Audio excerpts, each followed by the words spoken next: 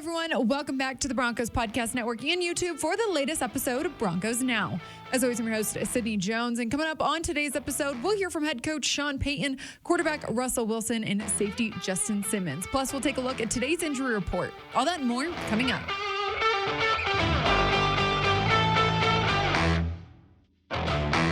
Broncos were back on the practice field today as they've shifted their focus to host the Kansas City Chiefs at Empower Field at Mile High this Sunday. This will be the second time these two teams meet in the past 3 weeks, and head coach Sean Payton was asked whether or not he likes the schedule. I don't really think about it.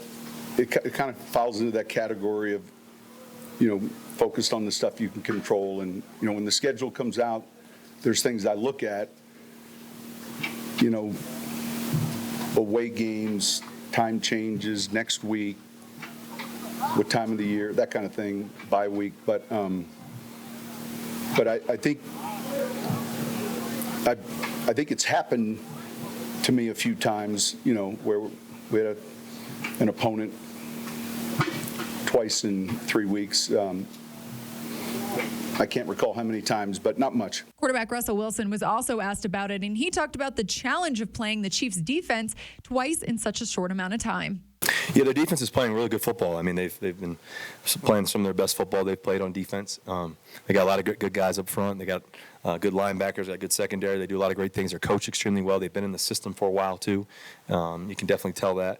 They make a lot of good plays. So I think the biggest thing for us is staying on schedule, keeping making it, 2nd and 5 and not, 2nd and long, and 3rd and longs, staying on schedule. And then when we get down the red zone, we got to capitalize. Plus, safety Justin Simmons talked about how he prepares to face Patrick Mahomes and the challenge that Travis Kelce presents.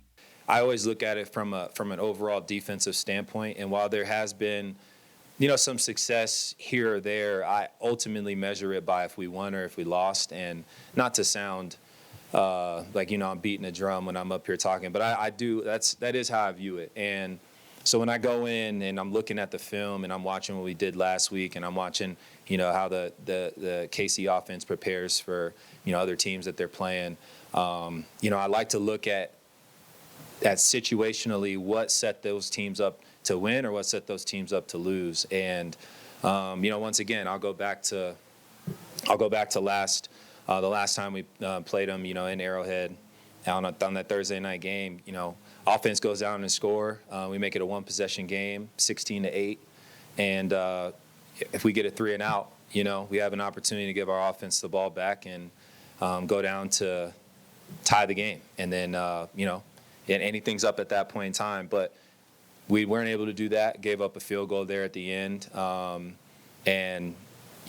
The score is 19-8 to end the game. So those are the things, a lot of people are going to talk about, what you held them to and this, that, and the other. But that's the thing that I watch and I look at and I'm like, man, do all that and you get to that last possession, for better lack of a term, and we got to find ways to win that. I just think it's it's obviously his ability physically is special, but I honestly think the number one thing is just his knowledge of the game and what the defense is running, and he always finds the soft zones in the zones, and he's always able to find his way open. Honestly, that's what it looks like. That's what it feels like when you're playing against him. And Mahomes does a great job of buying enough time for him to find those spaces. And so we just got to do a good job of, like I said, communicating is always number one, finding where he's at. If the defense calls for it, getting hands on him, putting the right eyes, to him when we need to. And then we just got to do a good job with our rush as well, containing Mahomes, making sure he doesn't buy extra time.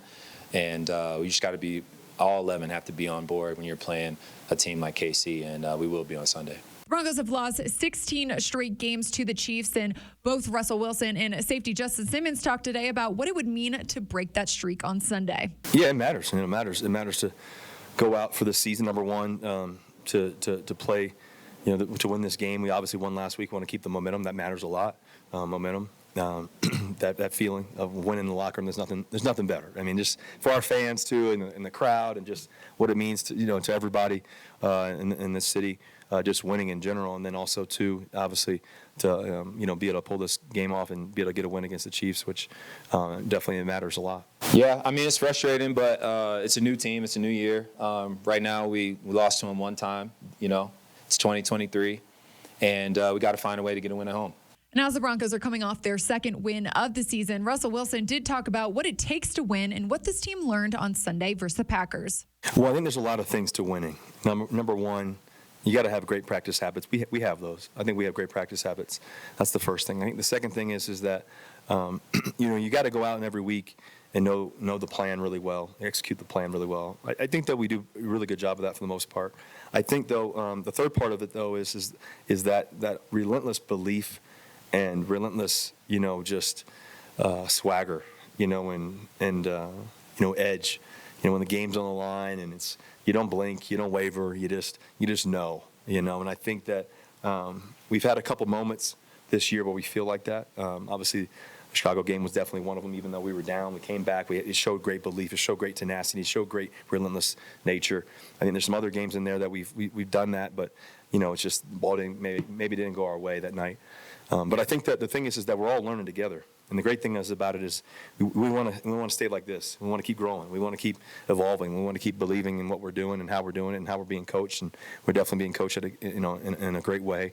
We got great players in that locker room. Got great men. And I think it takes high character too. It takes a lot of mental fortitude, to be down a little bit, to have some adversity and know that it's only temporary and we're going to get through it. Now it's time to take a look at today's injury report. Running back Dwayne Washington did not participate in today's practice. Safety Justin Simmons was limited, and outside linebacker Baron Browning was a full participant. Now joining me here inside the Broncos podcast studio is Broncos lead writer Eric Delale. Eric, thanks for joining me on the show. Yeah, Wednesday. I'm all confused here. Not your typical day. What'd you do with Phil? Nothing. He's going to fill in on Friday. We're just doing a little switcheroo. Got it. I see. Well, Eric, looking at today's news, it seems like the main topic of conversation today was about, having to play the Chiefs twice in 3 weeks, but it seems like the overall consensus is everyone's okay with it. They like it. Yeah, I think so. I mean, one of those things that Sean Payton mentioned, it's kind of beyond your control, and you don't want to worry about or waste time on things you can't control. I think that in some ways it gives you, a lot of the times you look at division opponents when they play each other, one's early in the season, one's later, and coaches and players always say, well, it's like a completely different opponent because they're playing at a different level and there's different guys in there. And I think the nice thing for the Broncos is that this is essentially the same Chiefs team, give or take a couple players here or there, same for the Broncos, that they saw just 2 weeks ago. And obviously weren't able to come out with the win, but they did some good things, had some success in the red zone defensively that you hope they can keep up. And then Sean Payton talked after that game, hey, I didn't really like my plan from an offensive standpoint, right? And so this gives them a chance, just 2 weeks removed, to go back and kind of shift that plan, adjust that plan to make it better, be more effective offensively. And so I think there are some benefits to playing them so quickly. And listen, when you're playing the defending Super Bowl champions, I'm not sure there's ever a great time to play them. I mean, it's always going to be a tough game. But I think coming off a win, going into a bye next week, having just seen them and being familiar with what they do. Josie Jewell on Monday, I think he said, I can already remember some of the concepts they were running, and he hadn't even started the game plan element yet. So I think that maybe that can be a advantage for the Broncos. But you look at the other side, the Chiefs, same way. It's going to be fresh in both teams' minds, and we'll have to see how that plays out on Sunday and how it has an impact. Well, while it's also fresh in our minds, Eric, looking back at that last game, I know you mentioned the offense specifically. What adjustments do you hope to see that unit make on Sunday? Yeah, Russell Wilson talked a little bit about avoiding some of the batted balls that impacted this team in that game, avoiding turnovers. We've seen the Broncos have success when they can avoid giveaways. It's going to be difficult against this defense. It's a good defense. They're playing near the top, like one of the top units in the league. People are talking this might be the best the Chiefs defense has played during this whole multi-year stretch. And for a team that's won, which is scary, as many division titles in a row and a couple of Super Bowls, that's saying something. Yeah. So it's going to be a challenge there. I think you need to continue to run the football. Sean Payton talked about that, how it worked well.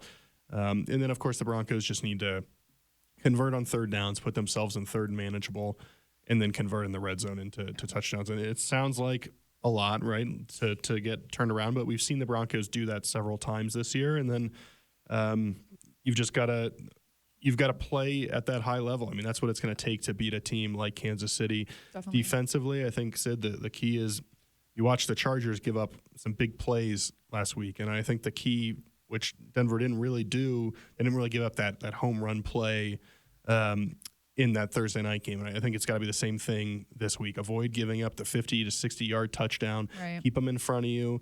If they do drive into the red zone, just maybe you just try to break even in the red zone, so that instead of letting them score 28 to 35 points, you're somewhere in the low 20s, and you give yourself a chance with good offense, good execution in the red zone to play your game. And listen, again, it's not going to be easy. I asked Justin Simmons about kind of even when you think you've got him, like there's 10, 11, 12 seconds left on the clock there at the end of the half of that Thursday night football game, boom, they go and add 3 points, and that ends up being the difference. And who knows exactly how it plays out, but it ends up being a little bit of the difference in terms of, well, the Broncos now, after the Chiefs score their late field goal, they're down by too many points to get back in it. Whereas if maybe you hold them without that field goal at the end of the first half, now you're still down 8, you still have a chance. And so that's the thing about this team is we've seen it in playoff games, we've seen it in big games. Even when you think you've got them, they find a way to get those points, to make those plays. And so every detail matters. Every detail matters. Every point matters.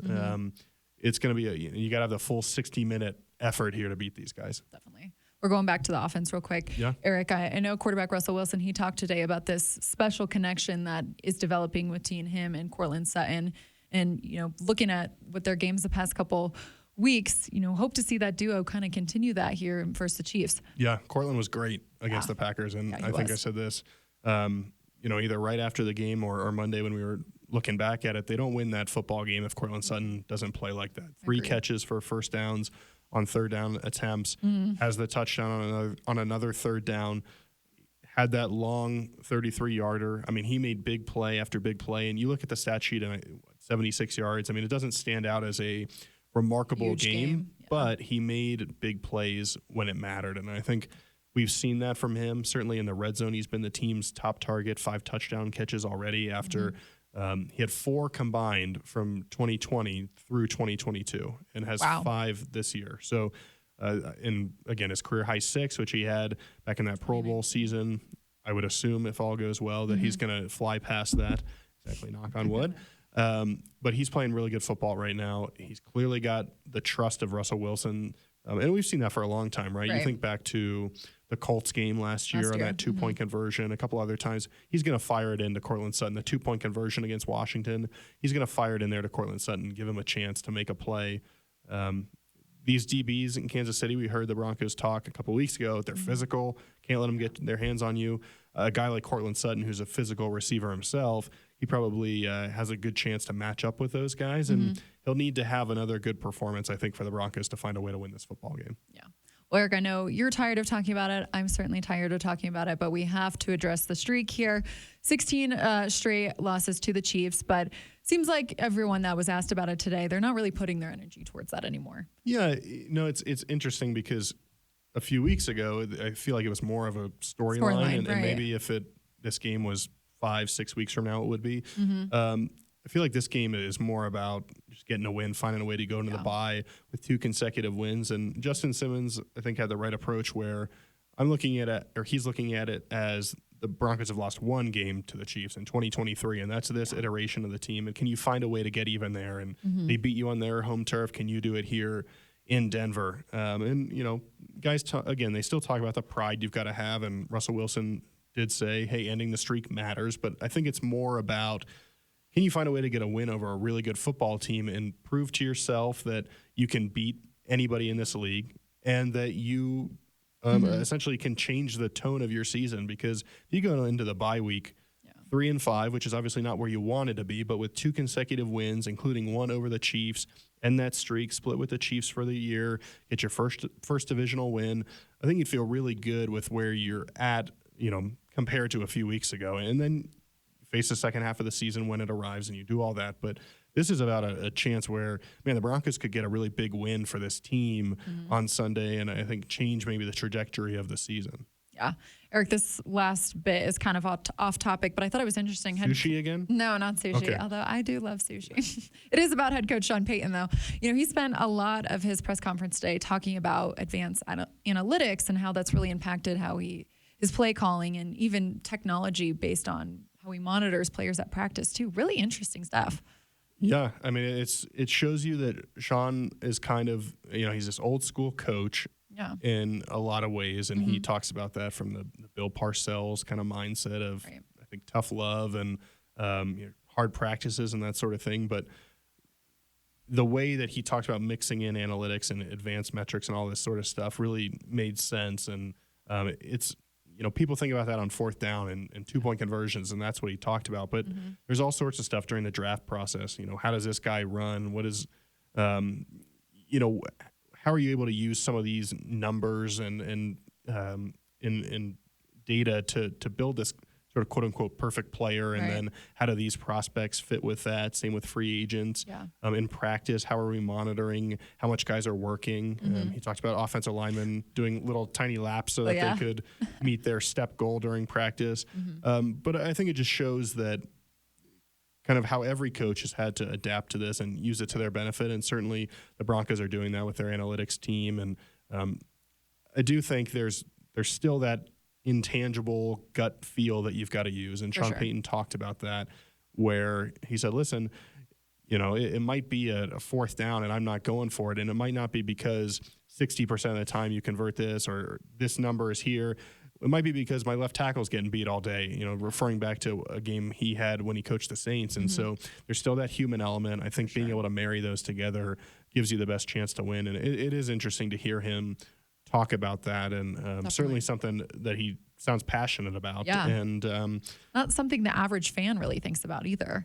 No, in terms of the game. Right. I think, again, you think about it in those fourth down decisions, right? You may not think about it from a practice standpoint or keeping guys healthy or evaluating player profiles ahead of the draft or free agency. And that's where maybe some of that information becomes even more valuable. For sure. Well, Eric, appreciate you joining the show today on a Wednesday, not your typical day, but I know I'll be sad and alone on Friday. True. We won't have you on the show on Friday. You'll have to talk to Phil.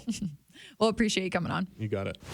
Well, that'll do it for today's episode of Broncos Now. Broncos Country, thanks so much for tuning in. I'll meet you right back here on the Broncos Podcast Network and YouTube tomorrow for another episode. I'll see you all then.